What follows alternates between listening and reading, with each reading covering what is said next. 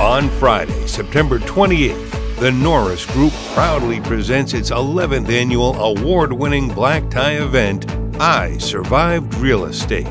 An incredible lineup of industry experts will join Bruce Norris to discuss perplexing industry trends, head-scratching legislation, tech disruption, and opportunities emerging for real estate professionals. All proceeds from the event benefit Make-A-Wish and St. Jude Children's Research Hospital.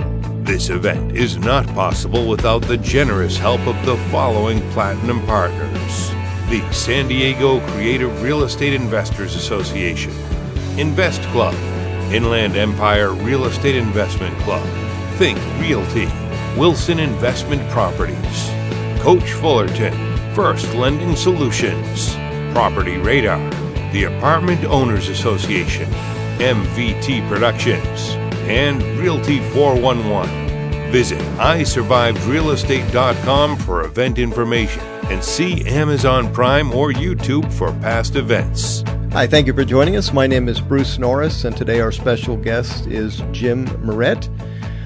Jim has a MAI SRA designation. He's from Hamburg, New York, and he's the 2018 president of the Appraisal Institute. He will serve as immediate past president in 2019. He serves this year as chair of the organization's executive committee and chairs its policy-setting board of directors. Red has served on the Appraisal Institute's National Board of Directors and Strategic Planning Committee and as chair of the Finance Committee, in addition to many chapter roles, including as president of the Upstate New York chapter. He also has been treasurer and member of the board of directors of the International Center for Valuation Certification, an affiliate of the Appraisal Institute. He received the 2014 Appraisal Institute Edward W. Adams SRA Outstanding Board Service Award and the 2008 President Award, which is presented by the Upstate New York chapter of the Appraisal Institute for ongoing commitment, dedication, and service to the chapter and its profession. Jim, we welcome you to our show. Thanks, Bruce, for having me. The Appraisal Institute, how long has it been serving the appraisal members? Well, certainly through our predecessor organizations, the Appraisal Institute, which was formed as a conglomerate, so to speak, of the old American Institute of Real Estate Appraisers and the Society of Real Estate Appraisers, have been in existence for over 85 years. They're certainly serving the entire population of appraisers, not just Appraisal Institute members. When did you get into the appraisal industry yourself? Well, I'm kind of one of the old timers, Bruce. I came right out of college in 1975 and started in the banking industry as part of the appraisal department, and was with the appraisal departments within financial institutions for probably 35 years. And then the last 10 years, I've worked for a fee appraisal shop as their executive managing director of compliance. So I've been a lifelong appraiser. Is that a decision that is harder today than it was back in the 70s to be a full-time appraiser? Well, I think it is. I mean, I had a unique path in that I worked for a financial institution that supported the appraisal department. And today, to start as a management trainee in an appraisal function is difficult because of licensing and the different regulations. I think that an awful lot of the individuals who join the appraisal profession today don't really know of it as their first option. They generally fall back into appraisal. Everyone wants to be the developer. They want to be the investor. And then all of a sudden they realize, this appraisal gig really isn't that bad, and it can be quite rewarding. Okay. Over the last 10 years, we had some, obviously, the financial crisis. What changes took place in the last 10 years, and are any of them possibly ready to be unwound? Well, certainly the current administration in Washington is looking for less regulation than more regulation. And I think what has happened over the last 10 years is that the pendulum did swing a little bit too far to the overregulated side of things. from the standpoint that an appraiser who is new into the industry was classified as a trainee, and they had to have a supervisor overlooking them, and it became very time-consuming and costly for a supervisor to really track the minute-by-minute activities of their trainee. So from a cost-effective standpoint, it just wasn't there. And what really has to happen now, Bruce, is that the pendulum needs to swing back to the middle to really simplify the regulatory environment for an individual to get into the business. And it is a little bit of a fine line to make sure that we don't lower the bar and we don't lower the competency needed. However, we don't need to have roadblocks of over-regulation on the state and on the federal level that is really, as I said, roadblocks into the industry. When you, as an organization, want to voice an opinion, who do you voice that opinion to, and how is that accomplished? Is that in person or by letter? Well, the Appraisal Institute is the only appraisal organization with a government relations committee or office in Washington, D.C.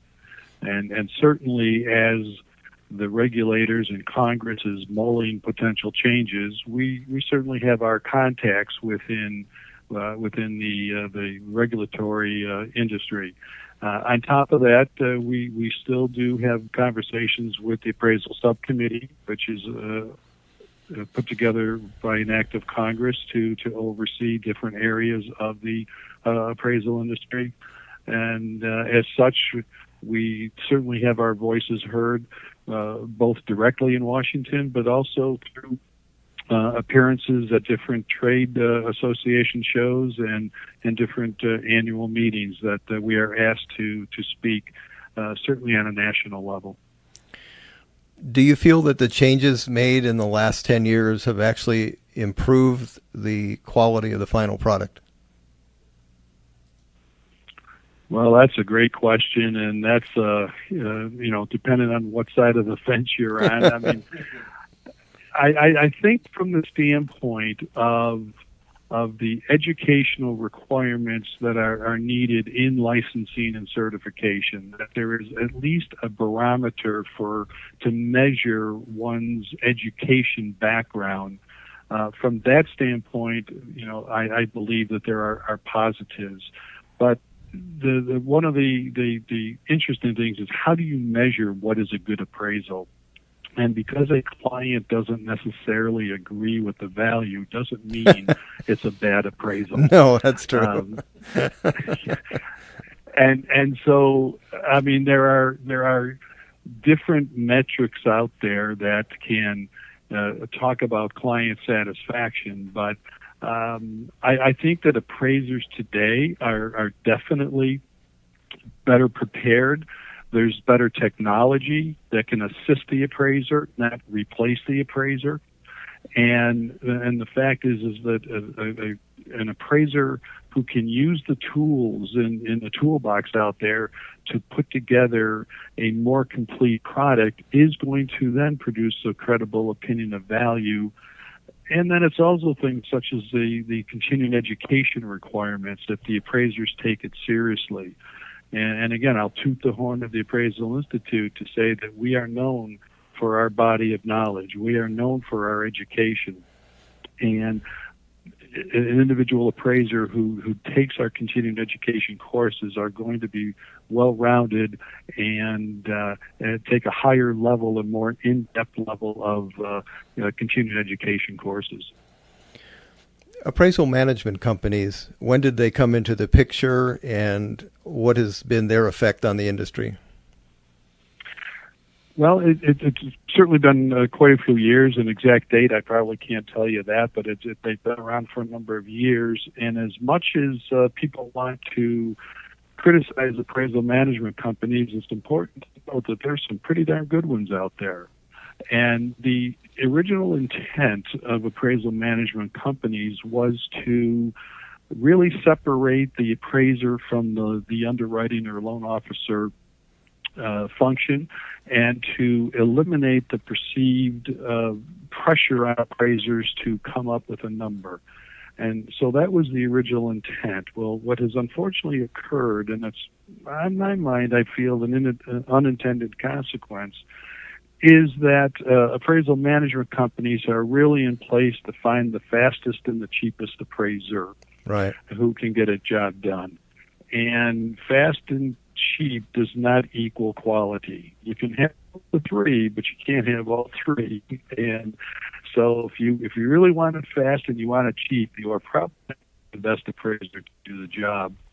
And I think appraisal management companies, if they would possibly be able to be monitored for the quality of the appraiser that they hire, I think that would be certainly a better process. But now that different lending institutions are not personally owning appraisal management companies as much as they were in the past, I think you'll find that certain companies, appraisal management companies, will rise to the top, and they can actually be an asset if they really understand the residential process and recognize that fast and cheap does not equal quality.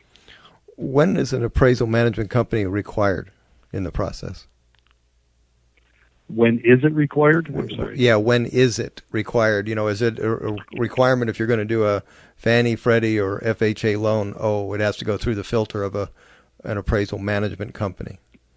No, it's actually there's no absolute requirement. I mean, now under appraisal management companies in many states are required to register, and so that states can oversee them. But there is, to my knowledge, there is not a state requirement that an appraisal management company must be used. Many times a lender will use it for convenience because that means they don't have to staff up individuals on their own payroll to do the ordering process, and they can outsource it to a third-party appraisal management company. So that's a lender decision, not a requirement. Okay. Appraisal thresholds are a recent change in the commercial threshold, so I'd like to talk a little bit about that. Sure. Well, so just recently, as of March of this year, 2018, the FDIC, the Federal Deposit Insurance Corporation, and the Office of the Control of the Currency, as well as the Federal Reserve System, passed their final approval to increase the commercial real estate threshold from $250,000 to $500,000. This is where a full-blown appraisal, so to speak, done by a licensed or certified appraiser, well, since it's commercial, it would be a certified appraiser, certified general, is not required. There was an original proposal to increase the residential threshold from also $250,000 to $500,000, and we actually applaud the agencies for increasing that, as well as the business or owner-occupied commercial real estate threshold was at $1 million, and there was a discussion raising that to at least 1.5 or even $2 million. That was not increased. So they don't need a full-blown appraisal, but they do still need to order what is known as an evaluation, which must meet some minimum guidelines of the interagency banking regulations. Which is what? So an evaluation is, in many eyes, not an appraisal, but let's be real, it is a number. There is a valuation put on the property. However, does not have to be done by a licensed or certified appraiser. It literally could be an employee of the financial institution. It could be a broker. It could be a realtor. It could be anyone. The criteria is anyone who has knowledge of real estate. And so it is a product that is for lack of a better word, it's a down and dirty analysis. And in reality,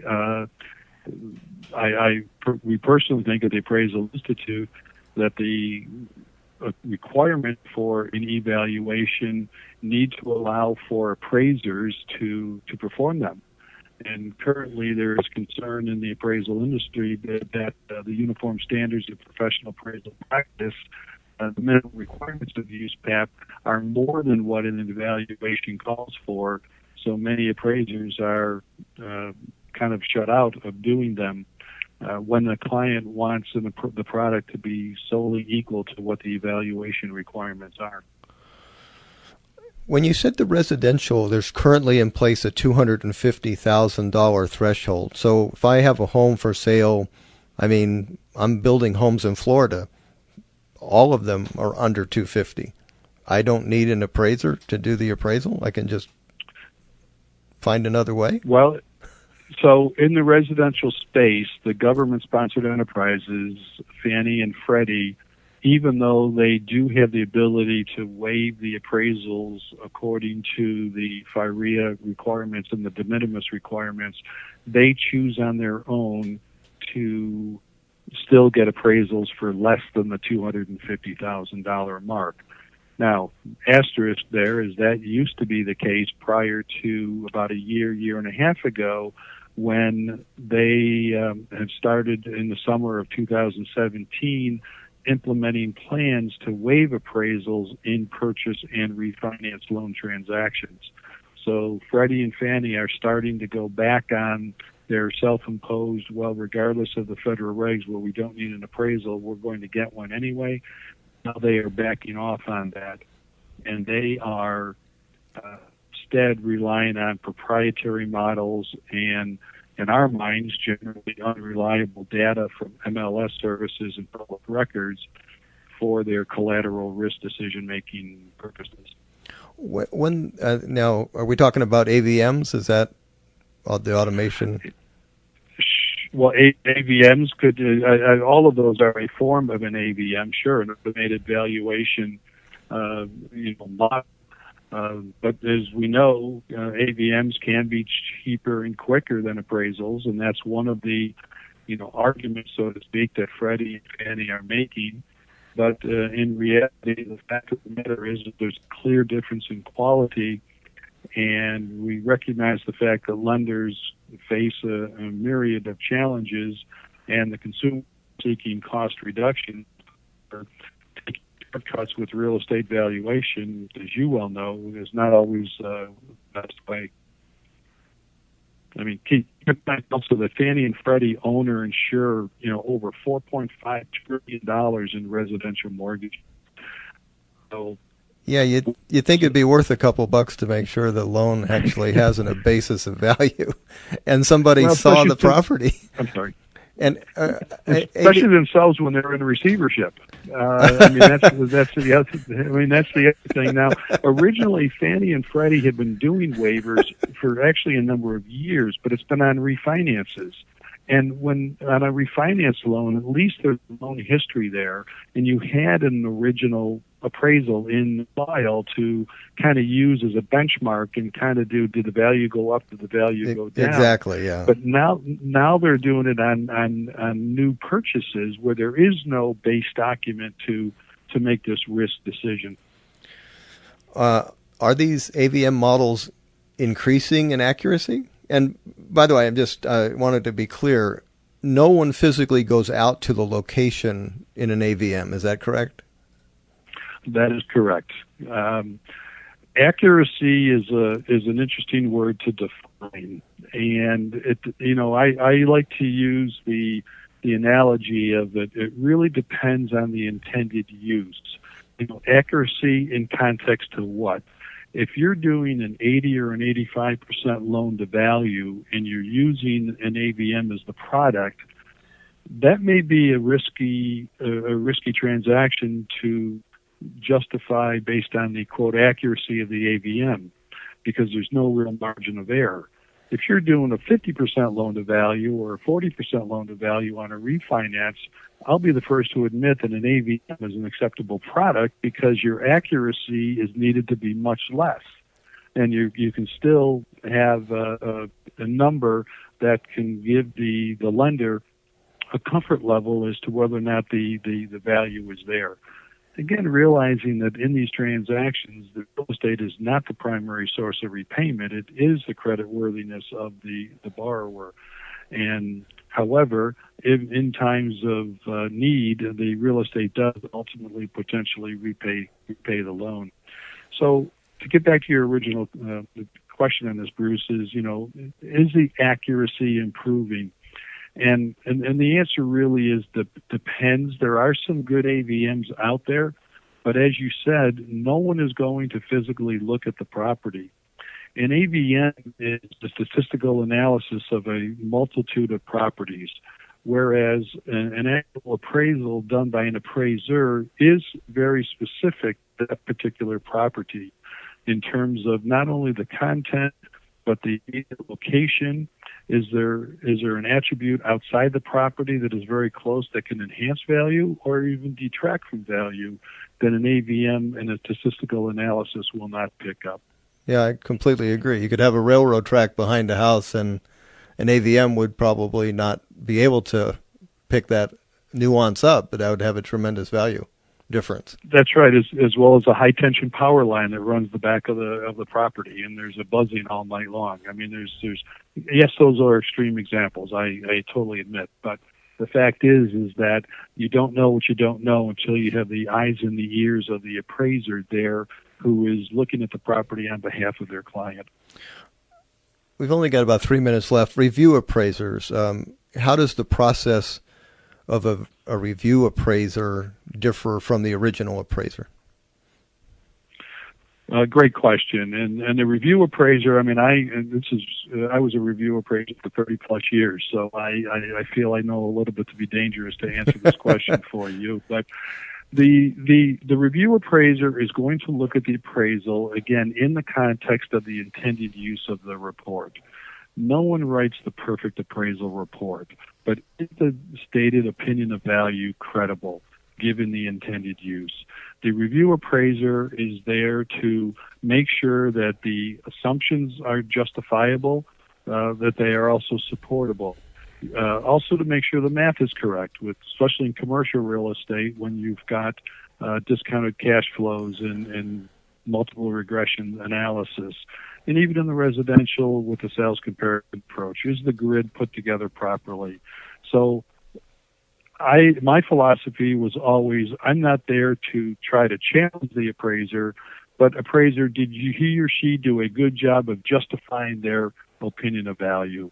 And that is why the Appraisal Institute a number of years ago started a review designation, the AIRRS in the general world and the AIRRS in the residential world, because review appraising is really a separate skill set and art than from actually doing appraisals, and we recognize that in the Appraisal Institute, and we've got quite a few people who have gone for those designations. I was at your website this morning, and I saw that, and that was to me that was a new one, and that makes perfect sense. I guess when you're in the industry, the review appraisal, first of all, it seems like it's 99.9%. If it's going to change, it's going to go down, and then the review appraisal takes precedent over the original appraisal.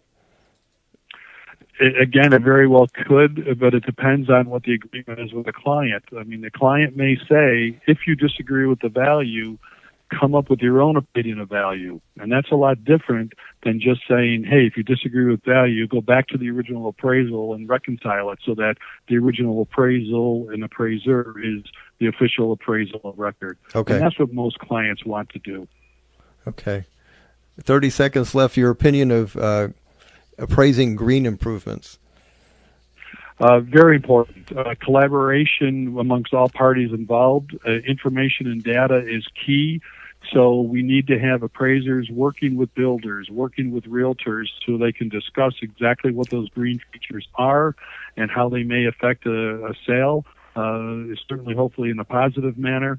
But collaboration is by far the most important aspect of it. Okay. Jim Murrett, president of the Appraisal Institute, thanks so much for joining us. We really appreciate your time today. My honor. Thanks very much, Bruce. Hey everybody, it's Aaron Norris with the Norris Group, and we have 3 upcoming events that you are not going to want to miss. September 8th, we are doing Cashing In on a Boom. Strategies to make money in Quadrant 4. The market is good, but it's getting difficult to find deals, so why not create deals doing things like accessory dwelling units, vacation rentals, or even adding square footage. We're working with a bunch of partners to create all new different chapters for our portal, and people who sign up get access to our entire learning portal with over 60 hours of information, discounts, and so much more, and the live event, so you're going to want to check that out on September 8th in Fullerton, California. I Survive Real Estate coming up in September is actually sold out on the 28th, but we are working on a live stream option. So if you can't join us live, we are definitely working on ways that you can enjoy the show, and appreciate all your support. And finally, October 27th is our Advanced Cutting Edge Financial Tactics Brunch. I say advanced because we aren't doing the basics this year. If you missed last year's, or if you've never been to one of these before, it's a pretty sophisticated audience, and this year we're going to be covering a lot of different strategies. We've got an attorney, a 1031 exchange company, a CPA, and the Norris Group working together to talk about more complicated scenarios where you're going to want to know the new tax ramifications or entity scenarios. This is the thing you're going to want to attempt. It's low cost, and it's in Costa Mesa, California. Find all this information on thenorrisgroup.com. The Norris Group would like to thank its gold sponsors for supporting I Survived Real Estate, Guaranteed Rate, and Nathan Chaboya, In a Day Development, Inland Valley Association of Realtors, Jason Thorman with Coldwell Banker, Jennifer Buys Houses, Keystone CPA, LA South RIA, Las Brisas Escrow, Lawyers Title, Michael Ryan and Associates, New Western, NorCal RIA, NSD REI, Orange County Real Estate Investors, The Outspoken Investor, Pacific Premier Bank, Pasadena Phoebe, Pilot Limousine, SJREI, Spinnaker Loans, South OC RIA, Tri-County Association of Realtors, UDirect IRA Services, White House Catering. See iSurvivedRealestate.com for event information.